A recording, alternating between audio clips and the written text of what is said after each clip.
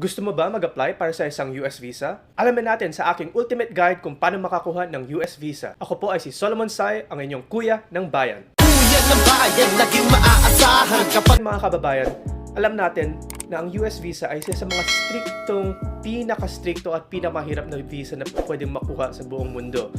Dahil very strict sila at saka very meticulous ang proseso para makakuha ng isang US visa.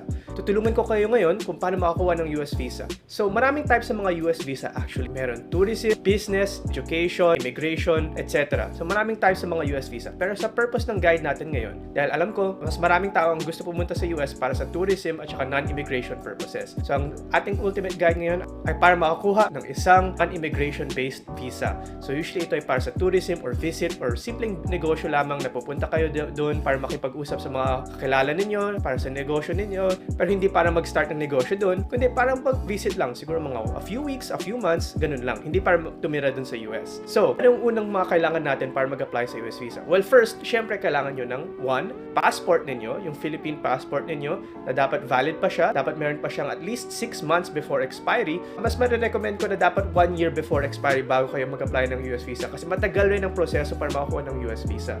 2, ang kailangan nyo is syempre alalahanin nyo kagad kung meron na kayong dating trip sa US. Kung wala pa, huwag nyo nang alalahanin. 3, ready nyo lang ang iyong resume or CV para sa inyong application. So, ang first step para makakuha at maka-apply ng isang US visa ay kailangan nyo mag-fill out ng DS-160 Non-Immigration Visa Application Form. So ngayon, saan nyo pwede i-fill out yung form na to? Pupunta lang kayo sa ceac.state.gov/GEN-NIV.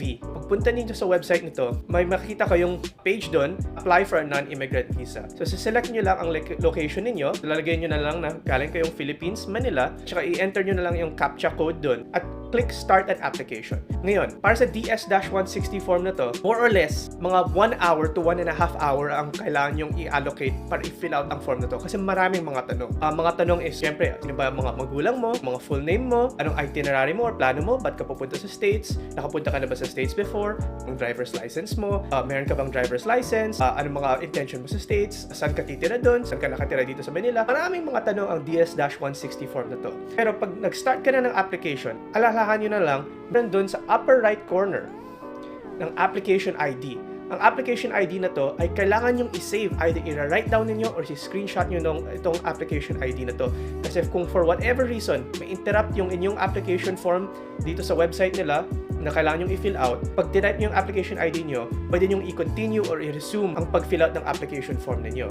Ngayon, pagpunta nyo to sa website na to, marirecommend ako sa inyo, kaysa gawin nyo to sa phone, mas magandang gawin nyo to sa yung laptop o sa computer mismo kasi mahaba ang form na to at saka medyo delicate yung kailangan yung information dito. So, better kung mas malaki yung screen at mas dapat may time talaga kayo kasi 1 to 1.5 hour yung mga kailangan nyong i-allocate dito. At saka, pag natapos nyo na to, kailangan nyo na lang i-print out yung form na to.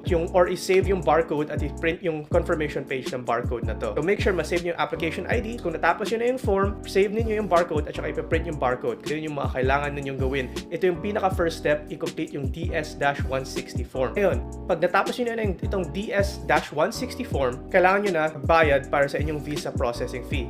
Pag na-print out nyo na itong barcode page ng DS-160, kailangan nyo na magbayad ng visa application fee. Ngayon, magkano ba ang visa application fee para sa isang non-immigration type visa? Normally, ito ay $160 or 9,400 pesos. May dalawang paraan para makabayad itong visa application fee. 1, pwede online via PesoNet or 2, pwedeng via bank transfer. Ngayon, kung gusto nyo magbayad online or via bank transfer, man-recommend ko sa inyo na pumunta lang sa us-traveldocs.com/ph/niv-paymentinfo.asp. Doon makikita yung mga types kung paano magbayad via deposit slip or via online. So, pag deposit slip, i-click nyo na lang yung deposit slip payment. Papakita sa iyo doon na kailangan mo bayaran yung $160.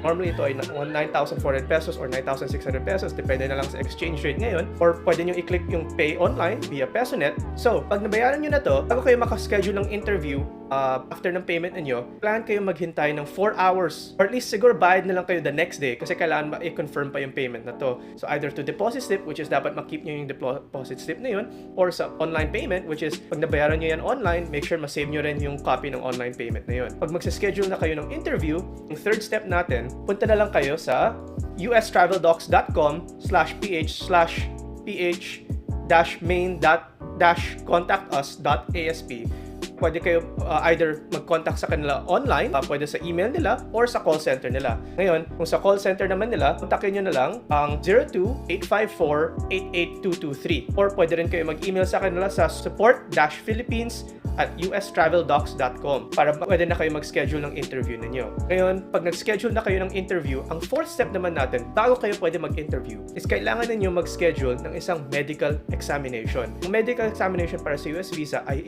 pwede lang sa isang lugar lamang. Hindi sila mag-accept ng ibang medical examination kung sa ibang lugar ito. At kailangan kayo medical examination ay located sa St. Luke's Medical Center Extension Clinic, 1177 J. Bacobo Street, Ermita, Manila. Pwede kayo mag-schedule doon. Tawagin nyo na lang sila sa 02-8521-0020. Kailangan nyo gawin to 2 weeks before actual date ng interview ninyo. At pag pumunta na kayo doon at nakuha ninyo na ang medical examination nyo, bawal nyong buksan ang envelope na ibibigay nila sa iyo tungkol sa resulta mo. Ang envelope na yun ay kailangan lang ipresenta sa mag-i-interview sa'yo kung isasubmit mo yun sa US Embassy kung saan kayo mag-i-interview. Ngayon, mag-i-interview na kayo.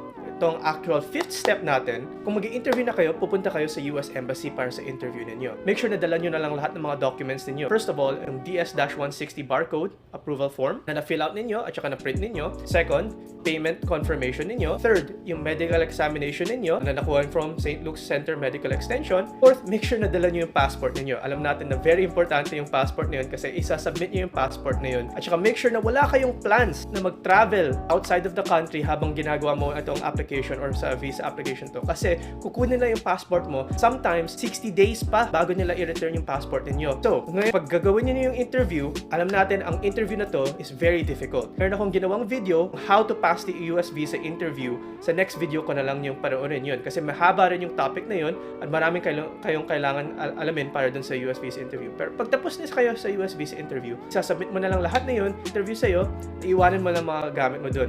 Kailangan mo i-submit dun sa mag-i-interview sa'yo. Tsaka tapos ka na.